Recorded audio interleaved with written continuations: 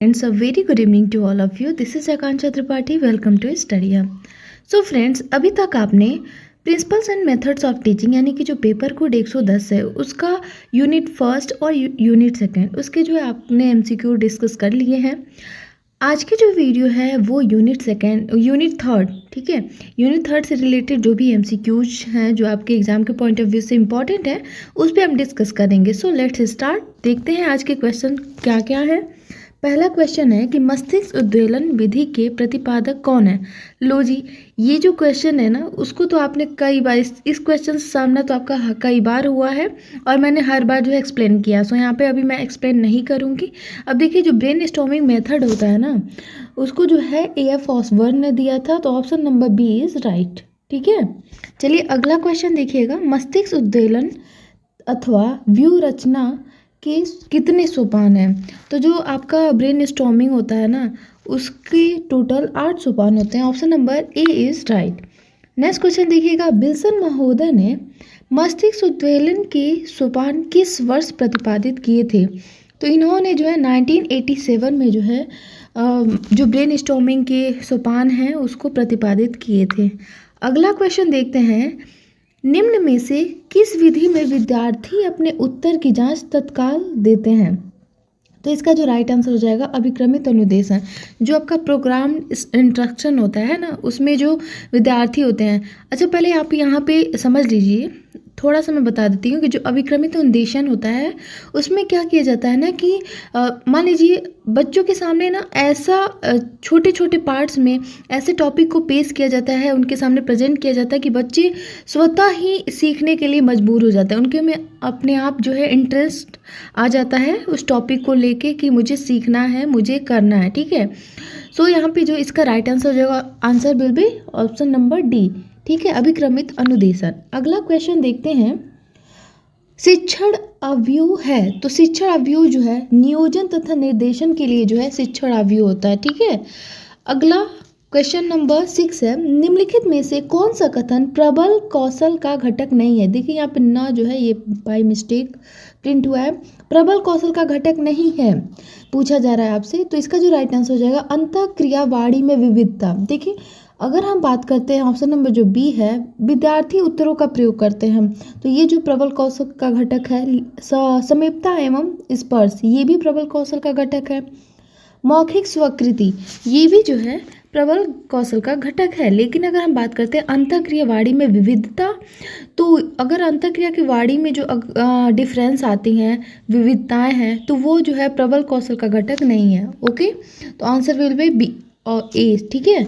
चलिए अगला क्वेश्चन देखते हैं। क्वेश्चन नंबर 7 है। प्रयोजना शब्द का प्रयोग शिक्षा के क्षेत्र में कब और कहाँ किया गया। आपको पता है जो प्रयोजना है उसको किसने दिया है। तो प्रयोजना जो मेथड है, विधि है, उसको किलपैट्रिक ने दिया है और ये जो है 1918 में मैसेच्यूसेट्स राज्य के बोर्ड ऑफ एजुकेशन में जो है विकसित किया गया था। नेक्स्ट क्वेश्चन है। दल शिक्षण के संबंध में असत्य कथन है।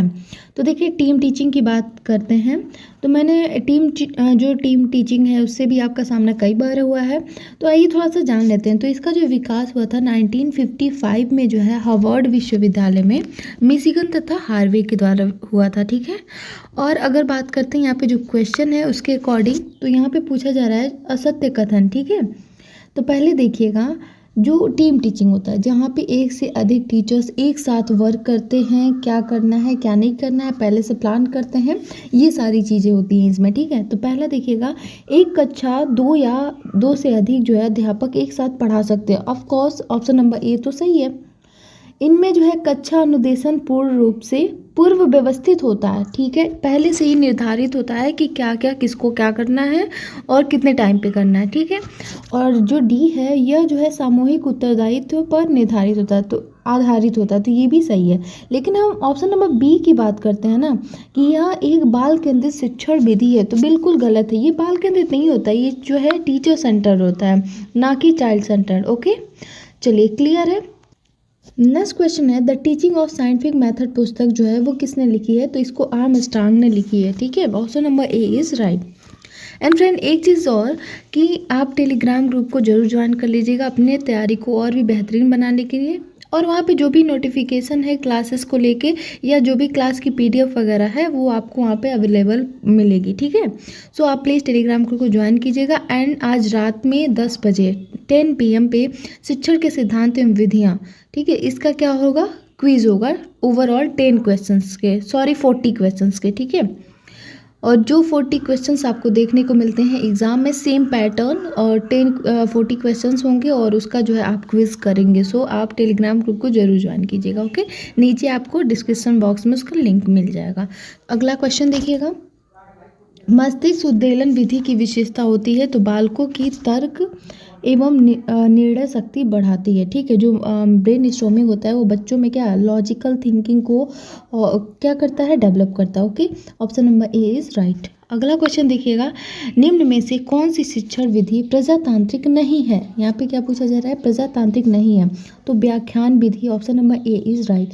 क्यों व्याख्यान विधि नहीं है, देखिए जो व्याख्यान विधि होता है बेसिकली जो है उसमें जो है शिक्षक केंद्रित होता है। पहली बात, जो व्याख्यान विधि क्या होता है, वो शिक्षक केंद्रित विधि है और इसमें जो है अध्यापक ही क्या होता है, सक्रिय होता है। बाकी अगर बच्चे की बात करें तो बच्चा उसमें निष्क्रिय होता है, क्योंकि टीचर ही बोले जा रहे हैं, बच्चे का कोई काम रहता नहीं है व्याख्या कौन देते हैं, ऑब्वियसली टीचर ही तो देते हैं। तो यहाँ पे जो राइट आंसर हो जाएगा, तो इसे हम प्रजातांत्रिक विधि नहीं मानते हैं।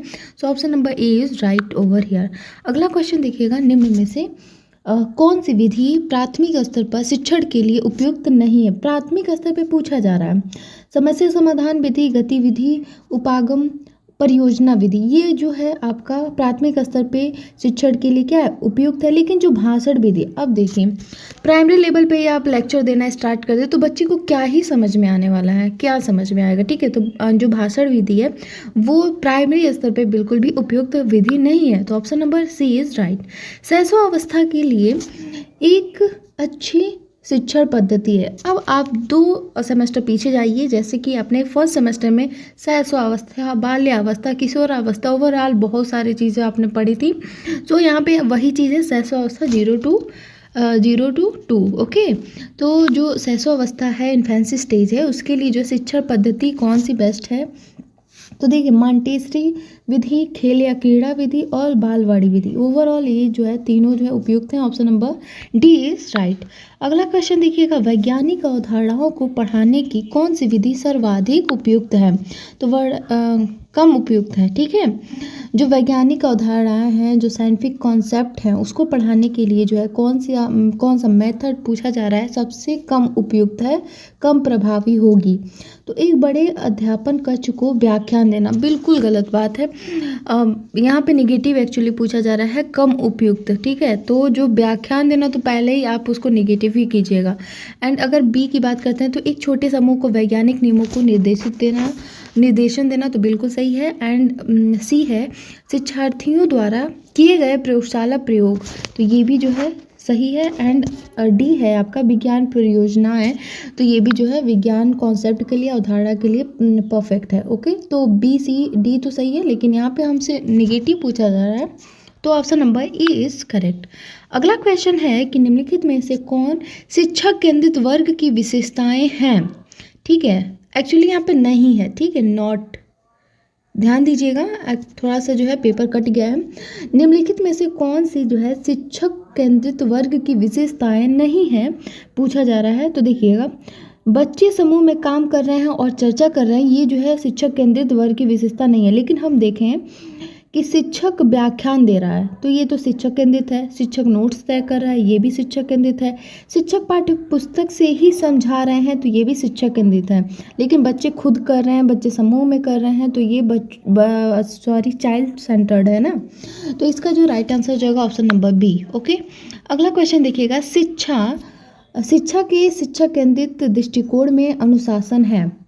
यहाँ पे क्वेश्चन को एक बार और समझिए, जो एजुकेशन है उसके जो है शिक्षक केंद्रित, यानी कि जो टीचर सेंटर्ड दृष्टिकोण है, उसमें जो अनुशासन होता है वो क्या होता है, अध्यारोपित होता है। Option number B is right, ठीक है। अब जब शिक्षक केंद्रित होता है तो उसमें जो है शिक्षक का क्या रहता है कि बच्चे जो भी करें डिसिप्लिन में करें, एक अनुशासन हो, ठीक है। तो यहाँ पे right answer option number B is right, okay. अगला क्वेश्चन देखिएगा कि निम्नलिखित में से कौन सा कथन सही नहीं है, तो देखते हैं। व्याख्यान विधि एक पक्षीय विधि है, तो बिल्कुल सही बात है। व्याख्यान विधि क्या होता है? एक पक्षीय होता है। व्याख्यान विधि तर्क विकसित करता है, तो बिल्कुल गलत। तो हमसे नेगेटिव पूछा जा रहा है, option number B is right, ठीक है। अब व्याख्यान विधि में छात्र निष्क्रिय होते हैं, तो ये भी सही है, ठीक है। लेकिन व्याख्यान विधि में तर्क, जब बच्चा शांत से सीखेगा, शांत है, बिल्कुल शांत है, निष्क्रिय है, तो उसमें तर्क कहाँ से प्रयोग हो रहा है? ना तर्क का कोई जो है लॉजिकल डेवलपमेंट नहीं होगा। So option number is B. अगला क्वेश्चन देखिएगा कि निम्नलिखित में से कौन सा शिक्षण एक नवाचारी स्वरूप है? शिक्षण का एक नवाचारी स्वरूप, तो देखिए इंटरनेट, जाहिर सी बात है इंटरनेट जो है वो शिक्षण का नवाचारी स्वरूप है। Option number is B. अगला क्वेश्चन है कि समस्या समाधान का प्रथम चरण क्या है? तो पहली बात है, प्रॉब्लम सॉल्विंग मेथड का पहला क्या चरण होता है कि समस्या को पहचान करना, ठीक है, कि हम आखिर एग्जैक्टली समस्या क्या होता है। Option number B is correct. अगला क्वेश्चन देखिएगा, निम्न में से कौन सा चरण समस्या समाधान में सम्मिलित नहीं है? ठीक है, देखिए आंकड़ों का संचय, परिकल्पना का निरूपण, सत्यापन और सामान्यीकरण, ये जो है आपके समस्या समाधान चरण में सम्मिलित है, लेकिन उद्दीपन पर प्रतिक्रिया जो है ये समस्या समाधान में सम्मिलित नहीं है। अगला क्वेश्चन देखिएगा कि शिक्षण की किस विधि को ह्यूरिस्टिक विधि के रूप में जाना जाता है? आपको पता है ह्यूरिस्टिक विधि को हम खोज विधि कहते हैं, तो option number A is right. पहला ये ऑप्शन क्या हो जाएगा? सही हो जाएगा। और एक चीज़ और कि ह्यूरिस्टिक विधि को किसने दिया है? तो हेनरी ई आर्मस्ट्रांग ने दिया है, ठीक है, आर्मस्ट्रांग याद रखिएगा। खोज विधि, ओके। अगला क्वेश्चन देखिएगा, शिक्षण विधि अधिक प्रभावी हो जाता है यदि छात्र केंद्रित अनुदेशन और अंतःक्रियात्मक विधियों का उपयोग किया जाए। अगर जहाँ पे चाइल्ड सेंटर्ड की बात की जाए तो वो शिक्षण क्या होगा? अधिक, वो जो टीचिंग मेथड होगा ना वो बहुत ही ज़्यादा इफ़ेक्टिव होगा और काफ़ी ज़्यादा विकसित हो सकता है, ठीक है। लेकिन अगर हम बात करते हैं कक्षा कक्ष में प्रत्यक्ष अनुदेशन को प्रयोग में लाना, कक्षा कक्ष में शिक्षक निर्देशित विधियों का, शिक्षक निर्देशित तो हमेशा निगेटिव ही होता है, ठीक है, और दोनों शिक्षक निर्देशित विधियां एवं प्रत्यक्ष अनुदेशन प्रयोग करना, तो इसका जो राइट आंसर हो जाएगा, सबसे प्रभावी पूछा जा रहा है, तो option number C is right, okay. चलिए अगला क्वेश्चन देखिएगा कि शिक्षण को बेहतर बनाने में प्रौद्योगिकी एक शिक्षक की मदद कैसे करती है? माता पिता के साथ संवाद करके नहीं, पाठों में टीएलएम जो है टीचिंग लर्निंग जो मटेरियल है उसका उपयोग करके, या छात्रों के रिकॉर्ड बनाए जाते हैं एक ओवरऑल, या एवी रिकॉर्डिंग, तो इसका जो राइट आंसर हो जाएगा ऑप्शन नंबर डी, एवी रिकॉर्डिंग के थ्रू जो है क्या प्रौद्योगिकी क्या करता है? आपका सहयोग करता है टीचिंग में, ओके। अगला क्वेश्चन देखिएगा, यहाँ पे नेक्स्ट है कि यदि अध्यापक के पास सच्चा आदर्श नहीं है, यदि अध्यापक के पास सच्चा आदर्श नहीं है, उसे शीघ्र ही दुकानदार बन जाना चाहिए। वहाँ उसे अपनी योग्यता अनुसार निसंदेह एक आदर्श प्राप्त होगा। शिक्षकों की व्यावसायिक आहार संहिता के बारे में किसने कहा है? ठीक है, तो ये किसका कथन है? तो option number A is right, Lowry ने कहा है, ठीक है। अब अगला देखिएगा, www का तात्पर्य क्या है? इसका फुल फॉर्म क्या होता है? World wide web. Option number B is right. देखिए इंटरनेट में सर्वर्स का क्या तात्पर्य? जो सर्वर होता है ना उसका क्या तात्पर्य? तो वो क्या करता है? प्रोग्राम जो साधन प्रदान करते हैं उसे हम सर्वर कहते हैं। Option number C is right. अगला देखिएगा, इंटरनेट का तात्पर्य है, इंटरनेट का तात्पर्य क्या होता है? कि वर्ल्ड वाइड कंप्यूटर नेटवर्क। क्या होता है? World wide computer network. Option number A is right. Next question देखिएगा, इंटरनेट के आवश्यक उपकरण हैं। देखिए इंटरनेट क्या है? टेलीफोन कनेक्शन, मॉडेम सॉफ्टवेयर, या टेलीफोन सॉफ्टवेयर इंटरनेट कनेक्शन देने वाली कंपनी से प्राप्त करना, ठीक है, ये, या फिर internet connection, modem, computer, internet connection या सॉफ्टवेयर। तो इसका जो राइट आंसर हो जाएगा ऑप्शन नंबर सी, ओके। अगला क्वेश्चन देखिएगा, कंप्यूटर में सीपीयू का क्या तात्पर्य? यहाँ पे सीपीयू की फुल फॉर्म पूछी गई है, तो central processing unit. Option number C is right, ठीक है, सेंट्रल प्रोसेसिंग यूनिट। अगला देखिएगा, इंटरनेट का उद्भव हुआ, यहाँ पे पूछा जाए इंटरनेट का विकास कैसे हुआ है? तो इसका जो राइट आंसर हो जाएगा अपार नेट से। देखिए इसको ऐसे लिखा जाता है, आरपानेट, आरपानेट, ओके। इससे जो है आपका इंटरनेट का उद्भव हुआ है, विकास हुआ है। जब इंटरनेट फर्स्ट टाइम विकसित हुआ था ना तो उसका जो नाम था वो क्या था? ARPANET, okay. चलिए अगला क्वेश्चन देखिएगा। इंटरनेट मेल पता के दो भाग होते हैं। जो मेल पता होता है, ठीक है, उसके जो है 2 पार्ट्स होते हैं जिनको अलग कर दिया जाए। यहाँ पे से हटाइए, इसको जो है अगर अलग किया कर दिया जाए तो जो बाद वाला भाग होता है उसको क्या कहते हैं, ठीक है। क्वेश्चन को बस आप समझते चलिए। तो इसको जो है मेल बॉक्स कहते हैं। Option number A is right. अगला देखिए, बुनियादी शिक्षण प्रतिमान के विकास किसने किया है? बुनियादी शिक्षण प्रतिमान किसने दिया? तो रॉबर्ट गेसलर ने दिया। Option number C is right. Next question है 38 आ गए हम लोग। उच्च अधिकारी द्वारा अपने अधीन कर्मचारियों से उनके कार्य की समीक्षा करने की जवाबदेही कहलाता है। ये जो परिभाषा है वो बेसिकली किसने दी है? तो ये जो कथन है, ये परिभाषा जो है हेमन की। Option number A is right. अगला क्वेश्चन है प्रोजेक्ट विधि के जन्मदाता। तो प्रोजेक्ट विधि के जो है कौन है? W.H. Kilpatrick. Option number D is right. अगला क्वेश्चन है प्रोजेक्ट एक सहृदय उद्देश्यपूर्ण कार्य है जो सामाजिक वातावरण में पूर्ण संलग्नता से किया जाए। ये जो परिभाषा है वो किसने दिया है? तो ये किलपैट्रिक ने दिया है। Okay, option number B is correct. Next question देखिए कि प्रोजेक्ट एक समस्या मूलक कार्य है जो अपने स्वाभाविक परिस्थितियों के अंतर्गत पूर्णता को प्राप्त करता है। तो ये जो कथन है वो किसने कही है? तो प्रोफेसर स्टीवेंसन ने कही है। Option number A is right.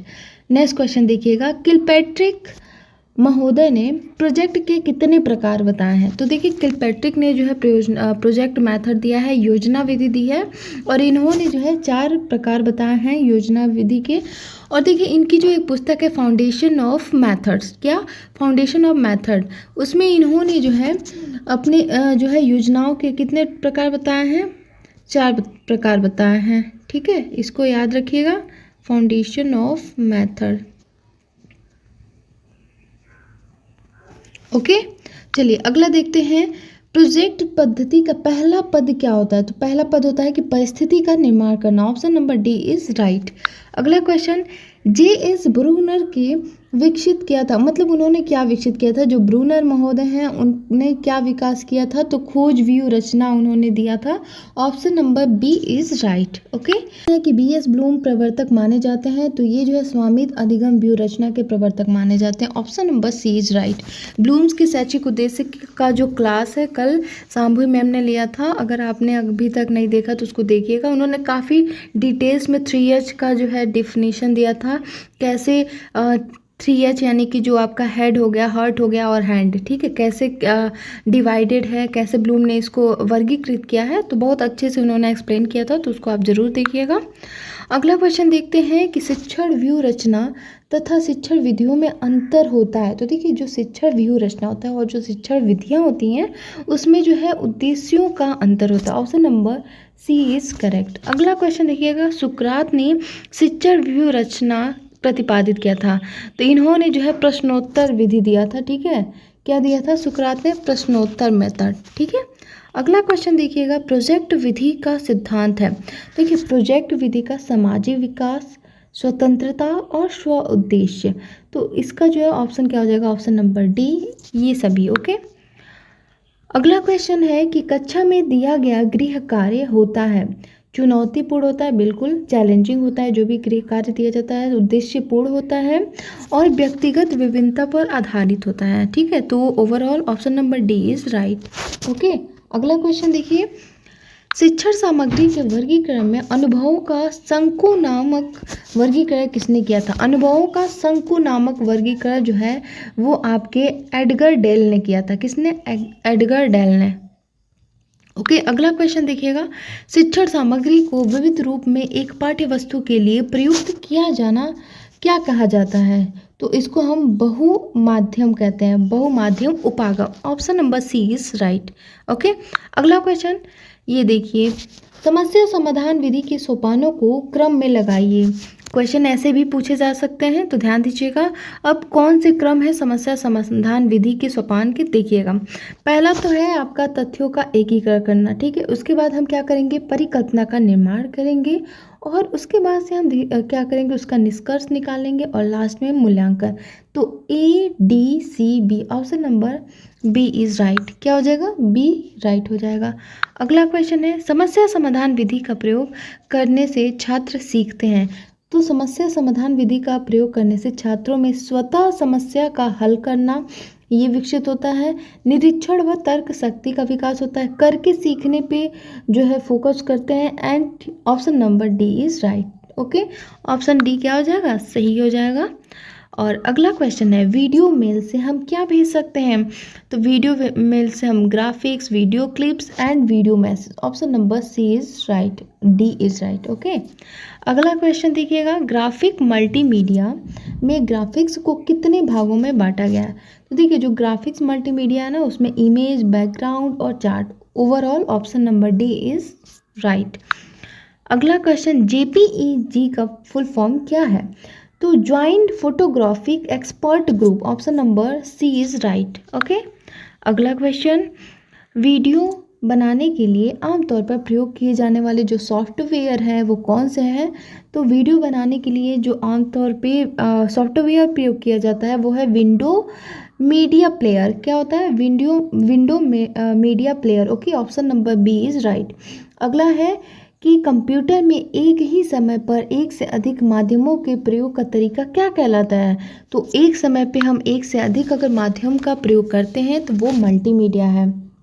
Option number A is correct. ठीक है, अब मल्टीमीडिया में जैसे आपका चलचित्र हो गया, ठीक है, और टीवी हो गया, ये सब क्या मल्टीमीडिया के थ्रू आते हैं। जैसे एक से हम कई सारे जो है साधनों का एक साथ एक समय पे जो है कई साधन का प्रयोग कर रहे हैं। ओके, साथ में देख भी रहे हैं और सुन भी रहे हैं। ओके, तो ये हो गया आपका क्वेश्चन आज का। एंड बहुत ही जल्द जो है जितने भी, जैसे कि आपको यहाँ पे आज के जो पीडीएफ है इसमें आपने बहुत सारे जो है फुल फॉर्म आपको देखने, जैसे सीपीयू का फुल फॉर्म, डब्ल्यू का फुल फॉर्म, ठीक है, डब्ल्यू का फुल फॉर्म आपने देखा, एंड जेपीईजी का फुल फॉर्म देखा, और अपने सीपीयू का फुल फॉर्म देखा। तो एक बार जो है जितने भी आपके बुक में आप फुल फॉर्म दिया गया है उसका एक वीडियो अलग से जो है आपको प्रोवाइड करा दिया जाएगा। उसको आप एक बार रिवाइज बस कर लीजिएगा एग्ज़ाम से पहले। ओके, और अगेन मैं कह रही हूँ कि टेलीग्राम ग्रुप को ज्वाइन कर लीजिए। आज का क्विज है, आप लोग कृपया उसको अटेंड कीजिएगा। ठीक है, सो मिलते हैं नेक्स्ट वीडियो में, तब तक के लिए bye bye, take care. Next video और आपका यूनिट नंबर 4। ओके।